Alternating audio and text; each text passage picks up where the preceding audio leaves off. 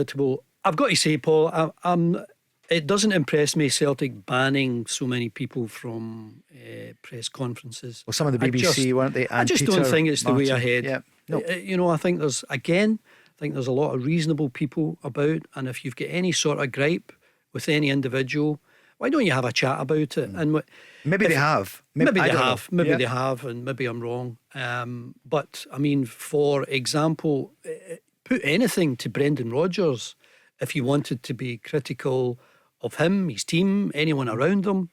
He's the type of guy that would be able to handle it, as Ange Postecoglou did, I think, a few times last season when he thought one or two questions were a bit cheeky or a bit naughty, whatever he thought. I think strong, sensible, reasonable people can deal with these things, but banning organisations, broadcasters from press conferences, I find it a bit sad that my club chooses to do that. I agree with you, but I don't know all the details of it. But what do they do if they feel that somebody or an organisation is going too far? I agree with you, Andy.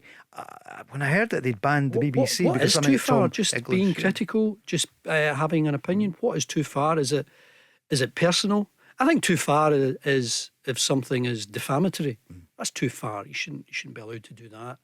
But well, as you say, Paul, I don't know the full story, but I do know that some broadcasters have been banned, and it just doesn't sit easy with me. I think there's always room for dialogue. It was a big day for Celtic bringing back Brendan Rodgers, because a month ago you probably couldn't believe that you dial forward. If I'd said to you on the 1st of June, by the 28th it's going to be Brendan Rodgers installed as manager, you'd say, Paul, I don't think so. I don't think that is going to happen, but it has. And there's nothing that he can't deal with, I would imagine. He's an elite manager. He's dealt with the English media, the Scottish media. He took me to task over comments I made during a game. What was it? Can you remember? Is it worth?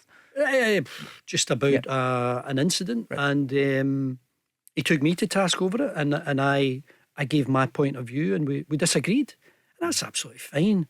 I've had a row from so many managers over the years, or a different take, but honestly, I don't think I've come up against a manager who's been really unreasonable. They would be unhappy with maybe a view, a standpoint that I would have.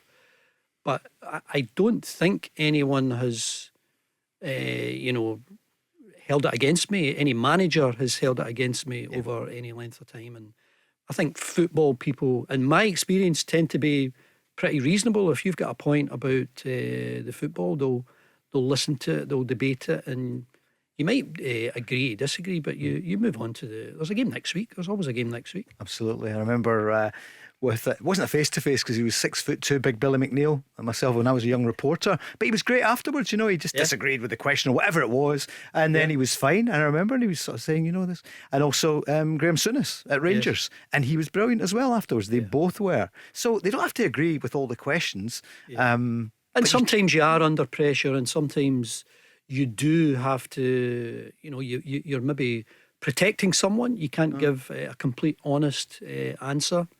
But I think that's just part of the great landscape that should be Scottish football. And banning broadcasters by any club, I just don't think it's the way to go. It doesn't make sense to me.